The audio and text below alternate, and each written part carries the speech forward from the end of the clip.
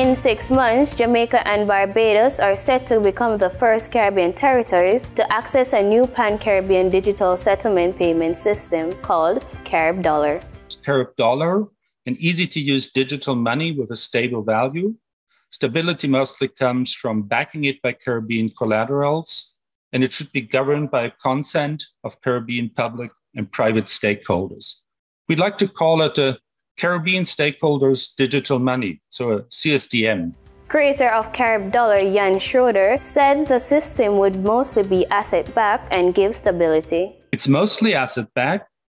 There's some good faith in there as well, because if Caribbean stakeholders essentially take care of the governance, and this could be central banks, this could be institutions like CTU, this could be private companies having an interest in a economically stable Caribbean. This would give stability. Issuance would be a mix of public and private, and we propose using distributed ledger technology for sakes of safety. And it's something between centralized and decentralized because it's not one entity responsible for this digital money. He also explains why it was good for the Caribbean to create their own token. The alternatives we have are all dependent on the USD. So this would just be copying the same dependency of the Caribbean economies on the US dollar by using an asset which is, well, more liquid, which is the only difference. We propose something different. We propose having it backed by Caribbean assets. We propose having a peg defined by Caribbean stakeholders. So maybe a Caribbean inflation should be different from the USD inflation, just in macroeconomic terms. And this is something which should be decided in the Caribbean and not by the Fed in Washington and other people just copying the inflation rate and the monetary policy of the Fed. Unlike Bitcoin and other digital currency, Carib Dollar would be stable and the value would not fluctuate. It would definitely not float like Bitcoin. This wouldn't make sense. Then it would not be a stable digital money. So no, we would have to define a peg in the Caribbean, say, could be $1 USD for the start because everybody's used to it, or 2 or 2.7, whatever you like.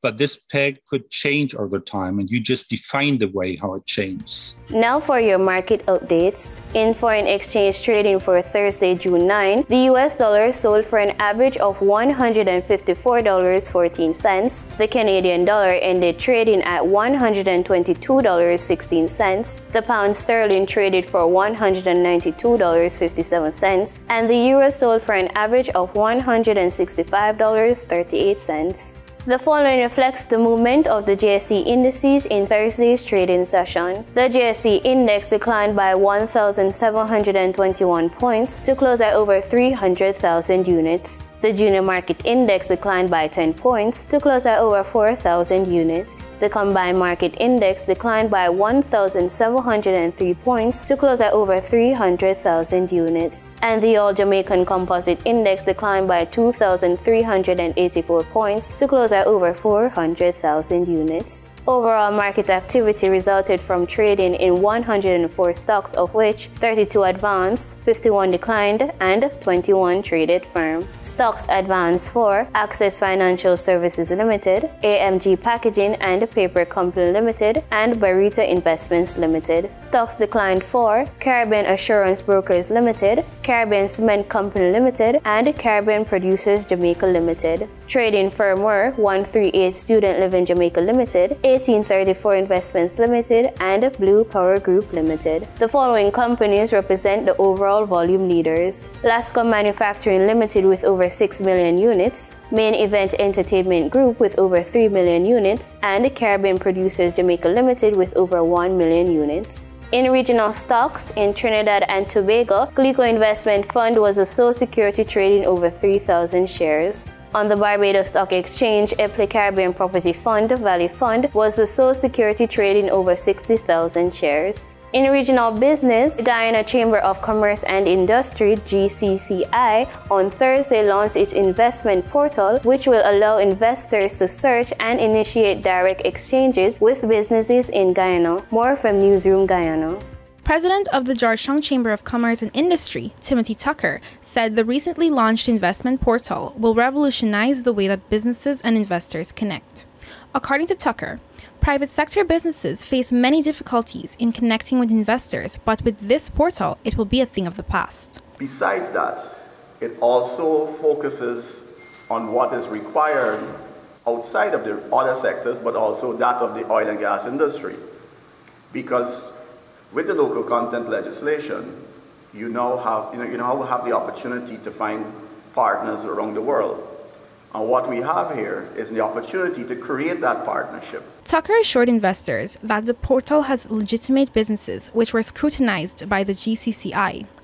In the initial stages, the Chamber will allow its registered members to access the portal before expanding its services to other businesses.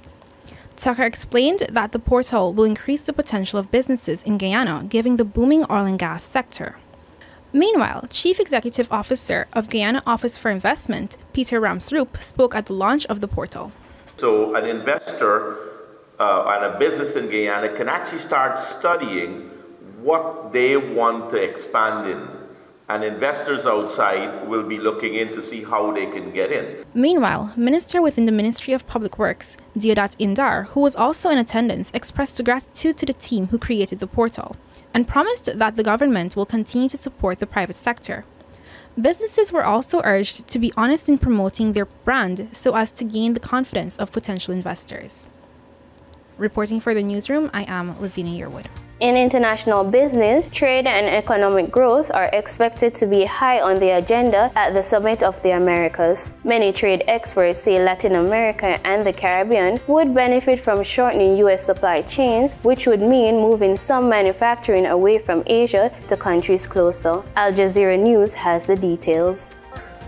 This week's Summit of the Americas takes place amid continuing global supply chain problems, which President Joe Biden will address at the Port of Los Angeles on Friday. This is really a spectacular golden opportunity. Economic policy analysts say the solution to those problems lies in a concerted effort to shift manufacturing and shipping away from Asia to neighbors of the U.S., the so-called friendshoring of supply chains. We could be talking about several millions of jobs that could move into those countries linked to supply chains, and that would be transformative in those economies.